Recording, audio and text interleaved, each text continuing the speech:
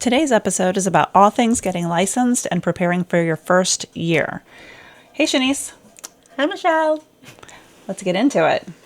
All right. So I have a list that I always send to people who ask me what they should do to get their real estate license. Obviously, the first thing they need to do is check with their local association, and you really need to decide whether or not you are good with an online class or you feel like you would do better in a classroom setting. Right. And we get these questions a lot, which prompted this episode. But I always push the in-person class because I actually took my classes online and I just didn't do well. And I waited a year and then I went back and took them in person. And I'm so happy that I did because I didn't know you did yours in person. Yeah, I did them online and in person. So online's hard because it's like another language. It's a lot of memorization. It's a lot of vocabulary. It doesn't really make any sense because it's not necessarily information or language that you use every day. So it's Portuguese. It's Portuguese. I'm serious. It's hard. I mean, I started my online class when I was still taking care of Mom. And I got almost all the way through it, and then she started to decline, and I was very distracted. And then I tried to go back and finish after she passed away, and I hadn't really retained it. I had to start the class all over again. Mm-hmm. And I didn't really have... I can't remember why I didn't do the in-person class. There was a reason that I would have preferred that. Right. But for some reason, I couldn't do it at that time, and I was anxious to get my license, so I just forged ahead. Right. Which is why I originally chose to do it online. And then I was studying. I had hundreds and hundreds of flashcards, and I was studying, and I just couldn't get it with the online class. And so finally, I was like, after a year, I was like, I think I'm just going to go back in person. Okay. So we've established that, number one, you need to check with your local association because they are going to be the expert on what is required in your area. Two, you need to decide whether you're an in-person learner or an online learner. And honestly, some people do excel online. So I don't want to discount that because, you can go at your own pace. There are benefits to both, I think. Yes. But I do think that there are some things that you can be doing while you're in that class period to set yourself up to be able to just jump when you get your license. Yeah. And the first thing that I tell everyone is get a headshot because your headshot is required for everything. You can't get a business card unless you have a headshot. You need a headshot for all of your socials. You need a headshot for all of your profiles on your brokerage sites. Right. And if you are somebody who is, not everybody is like this, and I recognize that, but if you're someone who, wants to be able to start working as soon as possible, and you're weeks out from being able to book somebody to do a headshot or weeks out from being able to get a headshot, you're that much further behind because it takes that long to get signs. It takes like sometimes 3 weeks to get signs or 2 weeks to get signs. It takes a while to get your business cards once you've settled on a design. Right. So if you can get all of that like minutia and that detail stuff out of the way in the beginning, I do feel like you are, you're a step ahead. Mm-hmm. You've also got all of these orientations that happen once you get your license. You have to do your local association orientation. You have to do your brokerage orientation. You have to learn how to use your broker provided CRM if they have one. What's a CRM? Like your customer or client referral management system. It's like the first day of, I'm not even going to say school because it's more like the first day of college or that first week of college as a freshman. Yeah. It's a lot. It's very overwhelming at first, but if you can knock out some of the things Michelle's talking about, are going to continue to talk about, then you're good. Yeah. So if you can get your headshot out of the way, figure out what you want your business to be called, what you want your email to be. it can't or it shouldn't be the same email that you created when you were 12, and Yeah. it needs to be real estate appropriate. And I suggest, I learned this the hard way in the beginning because I went with, I just used the brokerage's email. I Yeah, suggest to just always have your own email. Gmail is probably the best for our business, and just create that on your own. And because no matter what, you'll always have access to that email. You don't have to worry about switching everything over if you do decide to switch brokerages at any time, which is very common. Well, there's always too in the back of my mind. There were several times when I was with Remax that the system went down and I could not access anything. So I always keep my own. I always have my own email. I've got my own database. I don't rely 100% on the tools that the broker gives you. The other thing that is really important is tell everybody that you know that you are going into real estate, and start, nurturing those relationships and cultivating that top of mind, the top of mindness that you want people to have, and start writing down your sphere. Start collecting all of the contact information for everybody that you know. Your sphere is your database, is your business, is everything that you're going to use every single day pretty much. So that's where you're going to keep everybody that you like, know, and trust. And you can also, what you can talk about, because I know you took Brian Buffini, labeling them A, B's, C's, and D's. Do you do that with yours? I do. Well, yes, I do. You have those leads, those people who are going to buy from you right away. Those are your A leads. Or just refer you good business too. Yeah, or refer you good business. Yes, people that you want to make sure that you stay in touch with. I will tell you that, and this is just a fundamental general rule of thumb for business development. If you are only going to talk to somebody when you're going to ask them for business, just don't bother. That's not authentic. That's and tacky. It's so tacky. It's so tacky. That's not how you want to build your business either. So start making a list of all of your contacts. Figure out who you think would be the people that you want to talk to first that would definitely refer you business, or that might be looking themselves. And then, create a campaign. Send them a note. Give them a call. Make sure you announce it on social media. Make sure you go and meet with people. I read somewhere that if you don't have one meeting every single day, you're not doing it right. No, that was a huge thing in the beginning for me. Yeah. Just make the appointment. It could just be catching up, but you need to get in front of people and get comfortable. And with your database, always remember that, and I learned this later on, it's quality over quantity. You can have 400 contacts, but if those 400 people aren't adding to your business or helping you, and you have a connection with them, or they're not referring you anything, then they need to go. Yeah, don't let your database get cluttered. Yeah. Because that will overwhelm you. That will create overwhelm, which will demotivate you. So be choosy about how you create that database. The other thing that, and Shanice and I disagree on this one, but that's okay. This is just how I ran my business. I met with an accountant pretty early, not right away, but pretty early in my real estate career. And I set myself up with an S Corp, and I'm not giving anybody any advice here. This is just what worked for me. I wanted to be able to take advantage of all of the tax benefits available to me. So I did do that pretty early, because I'm OCD like that, I guess. Yeah. So and it's okay because the way that we do things is different, but I did not do that because I did ask my broker early on if I should get an LLC, and he kind of was like, well, why? You don't really have business yet. I do have an LLC now, and I got my LLC after a year and a couple months of being in.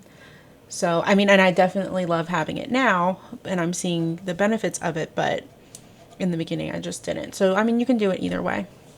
So I have a list of 6 things to expect after getting your real estate license, and these are things that I kind of wish someone had told me. I'm anxious to hear. Yeah. Okay. Ready? And I think that these are misnomers. They're general misnomers. I think that most people have these perceptions. You can tell me if you agree or disagree. Okay. Okay. It's not as easy as it seems. Correct. So it seems very easy. It seems like you're just You're just going to show houses. yeah, you're just going to go open doors, right? Yeah, I mean, and write a contract. I mean, I don't even think when I went through school, I know that we had to do that. But I don't think I ever grasped how much paperwork we have to do. How much paperwork and how much time you spend with a client from client interview to settlement. Right. I think that everyone goes into, or I shouldn't say everyone, but I think that a lot of people go into the real estate industry thinking, "Oh, this looks fun. I watch HGTV." I honestly, after becoming a real estate agent, my boyfriend gets so mad at me for saying this because I hate HGTV. I'm so sorry for those that love it. I mean, I liked Fixer Upper, but that's not on anymore. I cannot stand HGTV because it's fake. Well, yeah, that's not reality. No, not at all. It's not. It takes a lot of grit, a lot of determination, a lot of tenacity. You know, I was looking at my phone this morning when I woke up. Who doesn't, right? And one of the memories that popped up was a story, an Instagram story or a Snapchat story I did 2 years ago. And at the end of the story, I said, I'm really struggling with this real estate thing, but I'm going to stick with it. And I'm going to see if I can make something happen. And, 60 deals later, which, by the way, I do want to clarify that too. That's not the norm. Mm-hmm. Most people do not have that kind of flow in the first year or two. So that's another thing. You think you get your license and you go to work and you're just going to start making money. But that's not the reality. Right. It could take like 6 months before you actually have a transaction. You also have to understand the sales cycle. So from the time you put a contract on a home, could be 45 days before you get to settlement. Right. And that doesn't include all of the time that you spent prior to putting a contract on that home trying to find that home. Right. So, yeah, it's not as easy as it seems. What's the second one? All right. You'll get your feelings hurt. You will.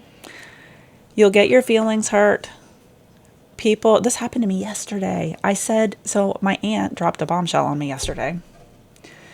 She told me that she was selling the house and moving away. Mm-hmm. This is the house that my grandparents owned that was right behind the house that I grew up in. I grew up in this house. Mm-hmm. So I was like super sad yesterday. But that aside, I was like, can I refer you to an agent? Because, I could get paid on that. And she was like, well, I already have an agent.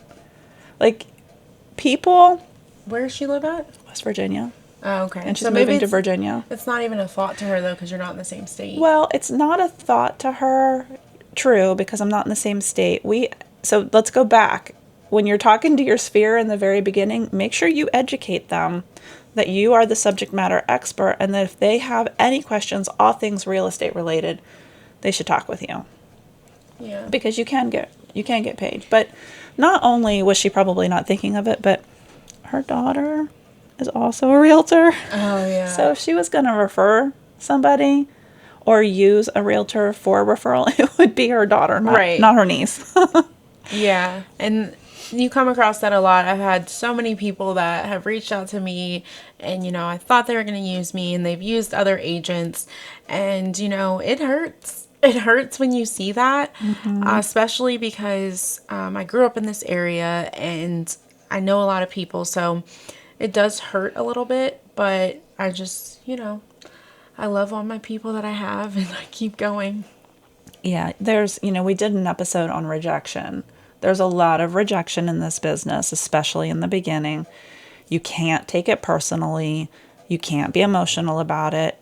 You just have to let it roll. It's a numbers game. The conversions are very low, so you just keep rolling. Right. Okay. Number 3, you will spend money.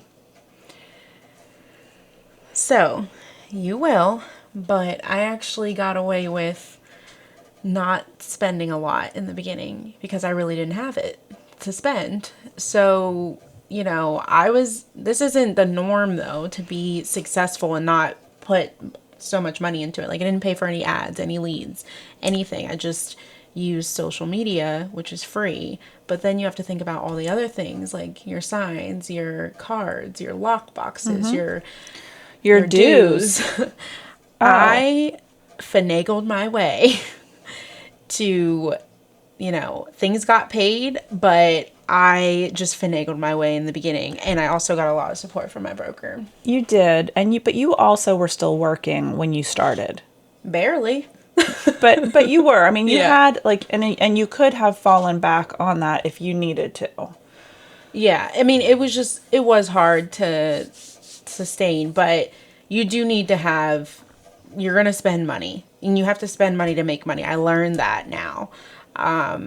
But I do suggest that you have money saved. Don't just do it like me. Yeah, It's stressful. You can't get out of the dues. No. Your local association, your state and your national dues, you can't, your MLS dues, you can't operate. You can't do business without paying those. So you're going to want to make sure that you've got somewhere between $500 and $1,000 socked away for that at least. In the beginning, you should have like 2,000, 2,500 So, okay, so 2,500 up front. Now, we're going to do another episode on brokers because you also have broker splits. Mm-hmm. You also have desk fees, franchise fees, depending on which broker you decide to go with. So we'll dive deeper into that in another episode, but just know that we're going to touch on how to interview a broker in this one. All right. Number 4, you'll be attached to your cell phone. You will. I mean, who isn't these days? I know, but sometimes it can be annoying to yourself because it's like you want to put it down, but your business is in your phone. And as long as you set aside time to put it down, then you should be okay, but you will be attached to it. And we're going to talk about this in a little bit later too, boundaries and time blocking. That does help with this one. With the phone thing, yeah. Okay, number 5, you'll conduct many unproductive viewings. Yeah, like showings? Mm-hmm. Yeah, for sure. Yeah. But as you get experienced, you will be able to keep your clients on track with what they actually like. And you'll be able to look on the MLS and kind of tell, okay, I don't think this is what you're looking for. Because sometimes buyers, they just get antsy. They just want to see something. Mm-hmm. So as you get more experience, you'll be able to cancel out those unproductive showings. Well, I have a couple of comments on this one. So this says you'll conduct many unproductive viewings. You're also, depending on the market that you're in, we're in a seller's market right now. Mm-hmm. So, you might have shown one client many, many homes and you may have written 10 offers. Yeah. So those aren't really unproductive showings because not those ones. But it kind of speaks to this because you are spending a lot of time showing a lot of homes. Yeah, and right now we are working with clients a lot longer than we normally would. Like in the beginning, it was like some people have 3-4 months was kind of long. Now it's like 6 to 8 months or longer. So, yeah. So I always tell my clients in the client interview that looking at homes or trying to find a home is like dating. You learn really quickly what you like and what you don't like. Yeah, seriously. And then as you start to understand what you like, then that's what we focus on. And as we understand what you don't like, we just don't even go there. Right. And I've had times where we pull up at the house and they don't even want to go in. And I tell them, we're here. We're going to just step inside and just look. Now, if they don't want to walk through the house, I don't make them, but something drew them there. right. I don't force them, but I say, hey, we're already here. I think we should just take a look so then we can just really see what you don't like. Because just not liking the outside.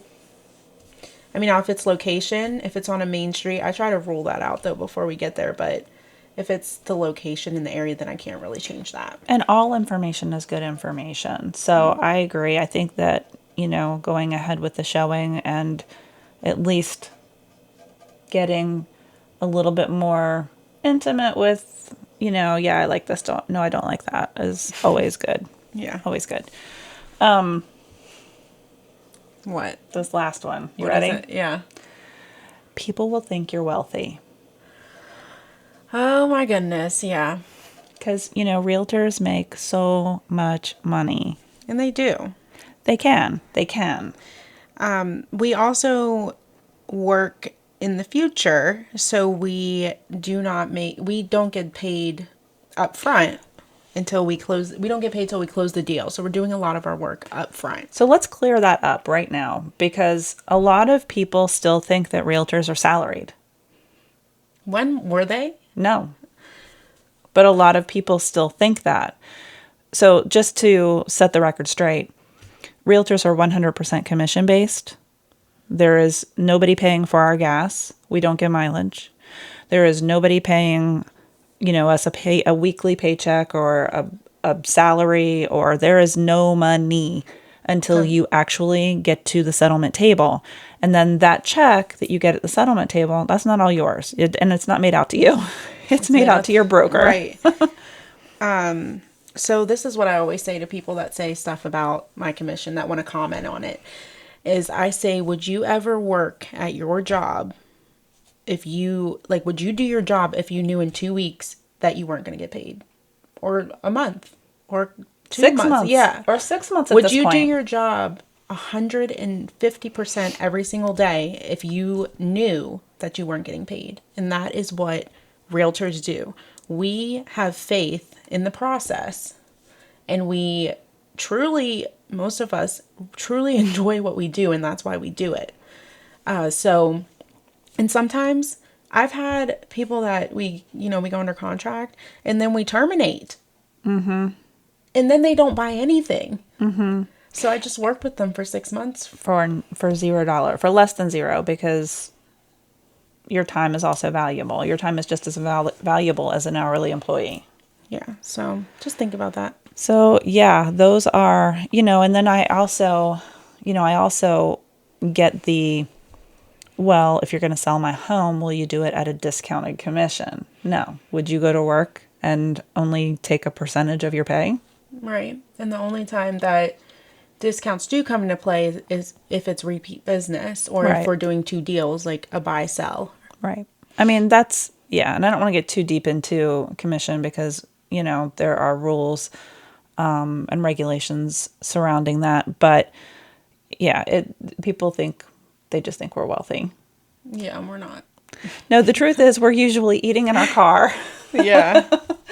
Running on fumes. I can't tell you how many times I get in my car and I'm like, oh my gosh, I need gas again. Oh, I'm constantly forgetting that, because I like to go all the way to E and then fill it all the way up. So it's always when I need to be somewhere, like at a specific time, and I'm like, my gas tank is on E. I'm not going to make it. Of course. Of course. Yeah. Yeah. So those are a few things that you can expect after getting your real estate license. Yeah. So I guess we'll dive into the advice. Yeah. Let's talk about what you should do once you get your license. What are the next steps? You've got your license, you've got your headshot, you've got your email all set up. You've told everybody you're getting your license. The day has come. You go to the testing site, or sometimes you can do it online now, and you get your license. So First you celebrate. yeah, right. I would find a mentor at your brokerage so that you can kind of, at first, in the beginning, I was really not with it because they said they were taking 10% of my commission, and I was like, I'll figure this out. But I really wish I would have gotten a mentor, because it's really nice to be able to have someone that's there for you anytime you need them in the deal, or just in the process in the beginning in general. Yeah, especially if they'll let you shadow them. Yeah, exactly. So I didn't really shadow anyone in the beginning, and I wish that I would have, but I just kind of figured it out. I also suggest that you train as much as you can in the beginning, because that you have all the time in the world kind of in the beginning. So you should be taking classes at your association, taking classes online. Just know everything that you can, so that when you do get that client, you're confident, and that, you will be able to use all the knowledge that you have. Because in the beginning, when you first get a client, it's kind of like, okay, what do I do? What do I do now? If you're training, you're going to be confident with that client. If you have a mentor that you're shadowing. And role playing. Yes. And scripting, which sounds so hokey. I disagree with that. I'm not a scripter, but I'm not necessarily a scripter. Like, I don't work from a script, but I think that scripts are good for like reading them and getting comfortable with the language and getting comfortable with the flow of the conversation. I can't say that I ever pulled a script out and used that. Wait a minute, let me get my script. You want to see a house? Hold on a second. Page 2, page 3. Where is that? Yeah, I took the Brian Buffini training really early on. My brokerage was offering it. That really helped me, because I was seeing so many things online with like the Tom Ferry. Mm-hmm. And he's more like, cold calling, scripts, do this, do that. And I'm just like, that's not me, but I guess I'll try it. So, yeah, the scripts they're good, but you have to read them and get comfortable with them so they sound natural. Well, a script can also be, and I did struggle with this in the beginning, what questions do you ask that client? Qualifying questions. Yeah, how do you qualify a client? How do you know that this is a real serious buyer? And if you haven't actually had a transaction and you haven't really done a lot of showings, you don't know what you don't know. Right. So it can be good to kind of prompt you for, what you should ask next. Yeah, my brokerage did provide me with the qualifying questions. That did help a lot. I still keep those now. Well, it's funny because I was cleaning my desk out the other day and I found all of these like pieces of paper that I had gotten from my brokerage way back when I first started. And I looked at it and was just like, man, this is not even applicable anymore. Right. Like, this is so not me, because I found my voice, I found my personality within my business. And I can only imagine that if I used those questions today, it would feel so stiff and robotic. Right. It would be a total turnoff for a client. Yeah, because we know once you start developing your own voice and figuring out how you want to run your business, then you kind of, like the questions Michelle asks, they might not be the same questions I ask, but we get the job done and we, get to the same point as qualifying the client at the end of the day. So another piece of advice that I would give new agents is time blocking, which is something that I did not do in the beginning. It kind of was brought up, but not stressed at how important it is. And in the beginning, you can feel like you don't have anything to do. What am I time blocking? But I think that's a very valid point. But looking back, if I were to go back and give myself advice, it would be the sphere. Like, you time block to work your sphere. And there's a book that I recommend to everybody who is in real estate, and it's called The Miracle Morning for Real Estate Agents. And in that book, he teaches you that you need to time block for different aspects of your day. And one of the key aspects that I think we overlook is phone calls. Yeah. Time blocking to make those phone calls is so important, and I wish I had done that in the beginning. I think it would have saved me a lot of heartache. Yeah, and also I've noticed that sometimes when I call agents, they don't answer. And on their voicemail, it says, I'm returning calls at this time, and that time. Setting the expectation that they're not going to get, the people that are calling are not going to get a response until this time. And I think that's genius because we get so many calls throughout the day and we're in appointments and we think, oh my gosh, I have this call, I need to respond right away. Whenever, if we would just leave, time block the big things in our day and then leave times to return calls or make calls, it would be less stressful. And when you do those trainings in the beginning, like the Brian Buffini or the Tom Ferry or whatever training it is, they all do talk about time blocking. But in Right. the beginning, it is definitely, well, what am I time blocking for? And I think that there are some key things that will make you successful, and it's the stuff that's not sexy. Let's be honest, it's Right. not. It's not fun, and it's routine. Right. But it does set you up for success, and that is calling your sphere, setting up your appointments, connecting with people. And it doesn't have to be always calling because sometimes, especially with my generation, because I'm a millennial, nobody's picking up the Calling phone. or texting. Yeah. Either. You can text. Connecting. Go on Instagram. Like, I like to time block my Instagram time now because I will sit on it all day if I don't. So I think it's important to time block every aspect of your business, even family time, and you will be successful. I also think it's important in the beginning when you have downtime to take classes and learn as much as you can. Right. And if you're going to be taking classes and a designation is offered, then get a designation because those are credentials. Get your CE in the beginning. I am struggling this year with getting my CE in. And again, I'm going to go back to I should be time blocking for education. Our licenses they expire in May. And my Florida license expires next month, and I still have 45 hours of post-licensing education to do.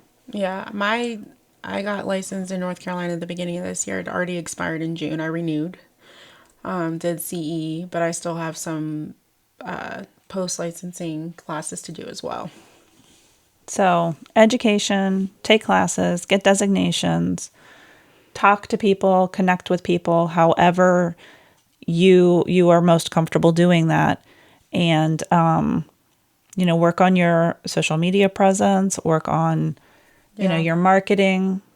Yeah. Showing up every day and, fake it till you make it. Oh, gosh. You need to be, if you're at an open house, if you're doing a showing, talk about what you're doing, keep staying in people's face about real estate so that all they can think of is you whenever they think of real estate. Also, something that's really important in the beginning is setting boundaries because it's hard once you don't set those boundaries to kind of say to clients that maybe you work, like I have clients that I worked with from the beginning and I didn't set boundaries. So it was really hard when I didn't answer the phone at 11 o'clock at night. They wanted to know what was going on. And really it was just, there's nothing that's needed at really 11 o'clock at night that can't be handled in the morning with real estate. So just make sure you set boundaries and always have time for your family and, your self-care. That's really important, taking care of yourself, because we are in a career where we face a lot of rejection. So this one is very important to me. And I do remember the very first contract I ever wrote. I sat down and I read like line by line and made sure that I wrote down every single commitment date because we have a fiduciary responsibility to our clients. And it is our job to make sure that none of those commitment dates fail. Right. So make sure that for every single, and I actually have a system now, for every single contract you get accepted, you know your commitment dates. You understand the flow of the contract. You understand what happens next. You're spending time in the beginning. Spend time on that every single day. What do I have to do today? What do I have to do tomorrow that I need to prepare today? Yeah. And put those commitment dates on your calendar if you feel like you're going to forget. Because I did a lot in the beginning because I didn't use my CRM in the beginning at my first brokerage. So I would put a lot of that stuff on my calendar. I do use, well, we use Trello now. It's really helpful. Yeah, I love Trello. I don't think I'll ever use anything else. Yeah, me neither. It's free. This one's hard because of all of the rejection. Keeping your emotions out of the transaction and out of the business. And, we just kind of went through this with another agent and propped her up. It's hard. It's really hard because you're like a punching bag sometimes, and it's hard to not feel because we're human. We're not robots, but you have to remember your stance, and you are the backbone. Realtors are kind of the ringleaders for the whole situation. So you just have to make sure that you keep it together. It's okay to have feelings about the transaction, but you can't let that show. I think that goes for clients and for other realtors. So I try really hard. If my client were to call me and they were very upset about something that happened, and I had to make a phone call to a colleague about what transpired, it's really important to me that I take a moment. For me, because this is who I am, I need to take a few breaths, and then I need to have a conversation with that other agent, but not passing on that frustration or the anger or the emotion of my client, because that's not appropriate. No, and I did that a lot in the beginning, and then after, learning the hard way, after I would dwell on things for so long because my emotion was so in it, and it would just ruin my whole day. You cannot run a business if you can't run a real estate business, at least, if one thing happens and you just throw the whole day away. And let's not forget, we are dealing with people, with human beings. No one is perfect. Everyone makes mistakes. And sometimes in a transaction, every point of contact could make a mistake, and it could get the transaction could get a little messy. It's really important to keep your cool and just be the voice of reason and be able to guide the transaction and get it back on track. And I want to applaud you too, Shanice, because, you have to have a certain level of self-awareness to be able to recognize that this is something that you don't want to do, and then actually make the change. Thanks. So, that's also one of the reasons that I love working with you. Thanks. You just can't take it personal, and you just kind of have to laugh some things off. I also learned a lot of things happen in our transactions. We're in heavy negotiations a lot of the times when it comes to the offer process or the inspection process, and it's easy. Something can happen, and it's easy to freak out about it, whether it's anything. The other side could be asking for the moon, the stars, whatever, and you get upset about it because you're like, well, I don't want my client to do that.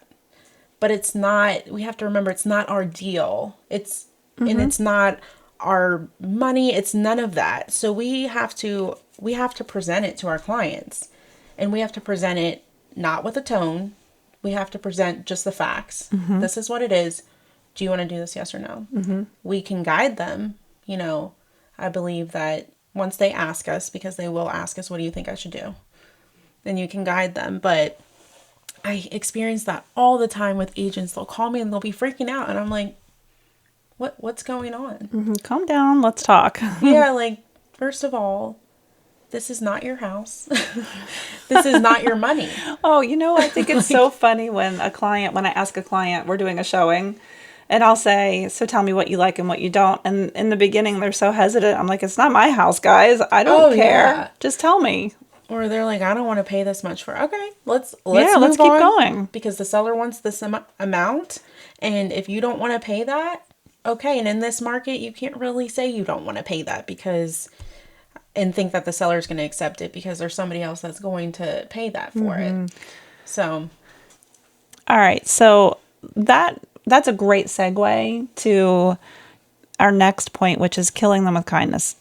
I was told in the beginning, in one of the trainings I did, treat every client like they are a celebrity. That's cool. Yeah.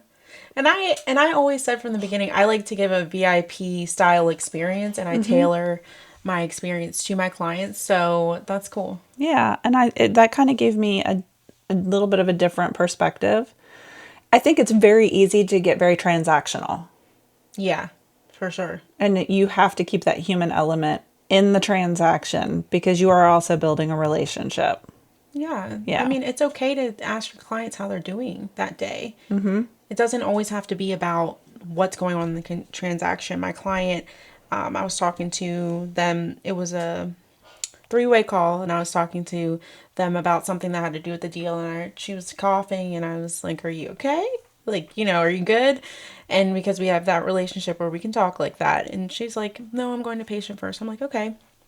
Later on that night, I just texted her just to make sure she was okay, genuinely because I cared, but that's just an example of it doesn't always have to be about the transaction.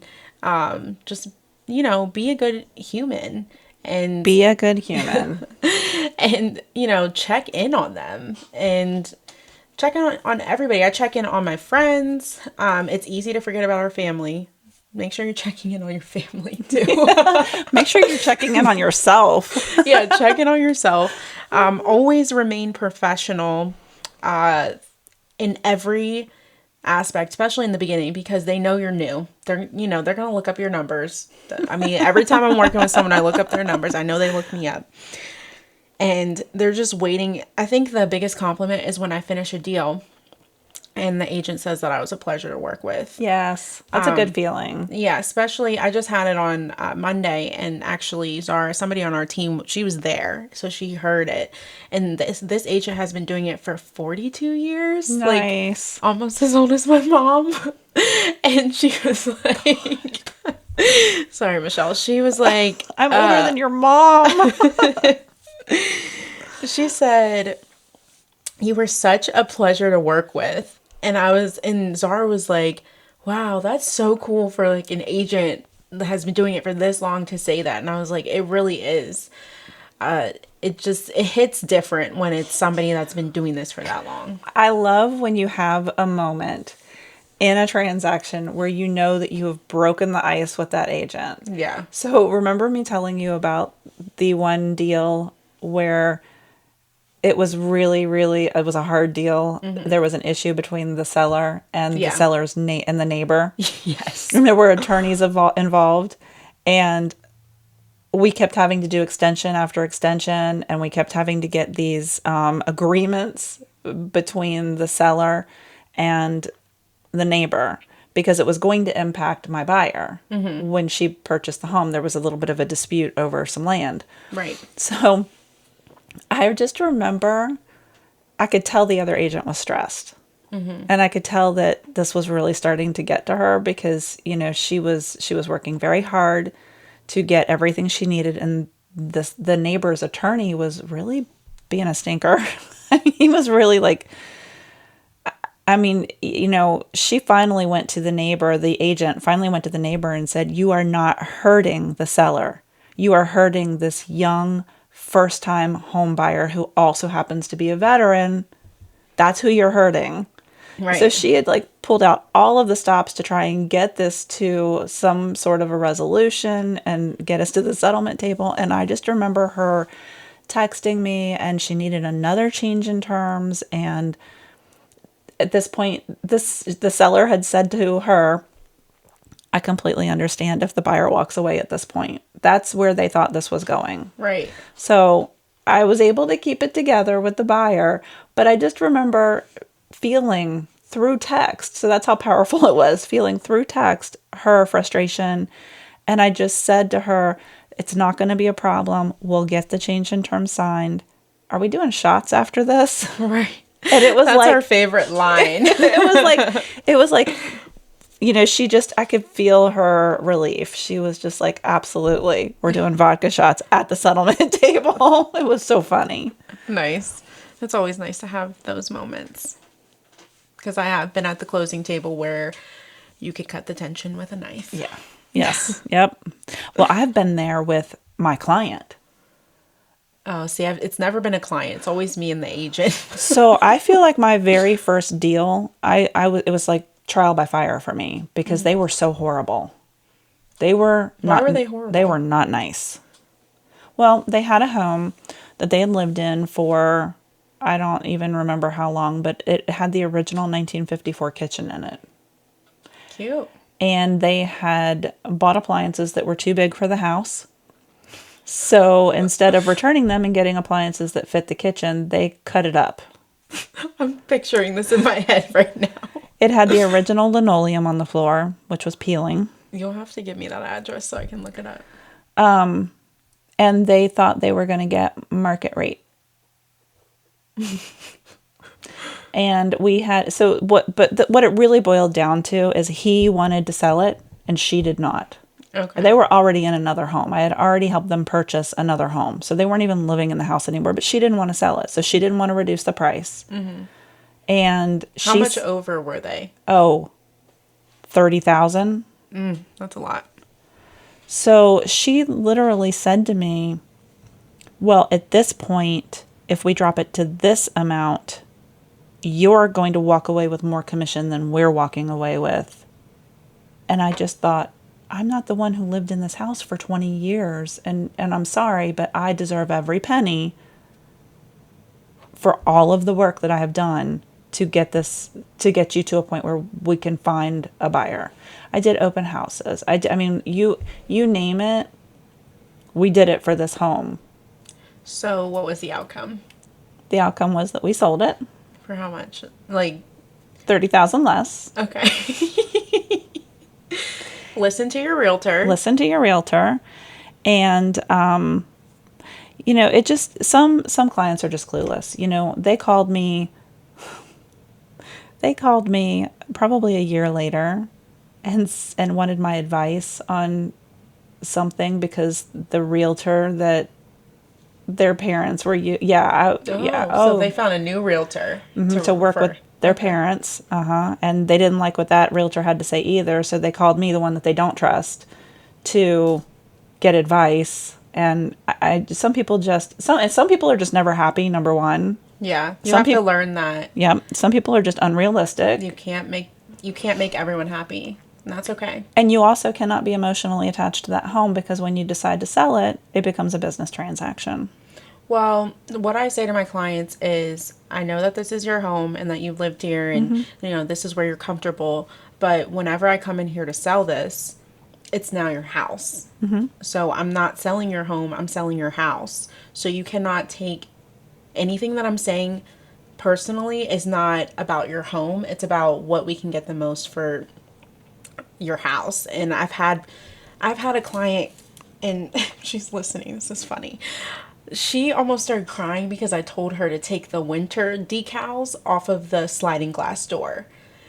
And it wasn't about the decals. It was just about depersonalizing it. And now we were making it a house again. Mm-hmm. And, you know, I was like, I'm not trying to laugh, but it's really not about that. And she's like, I know, it's okay. She's really upset about the decals on the sliding glass door. Well, these clients were super, super picky buyers. Super picky buyers. So I do remember saying to them, if you could, look at this house like you're the buyer. Oh, I love when they're the buyer first, and then they want me to sell, and then they want to be picky. Yeah. I'm like, wait a minute. Yeah. Some people can't see their house differently. Well, he could. He knew. So that was the crazy part. Like, he knew from the very beginning we were going to end up $30,000 less. It's always the wife. Oh, it's always the wife. We love the wives, but it's always the wife. Us women, we're special.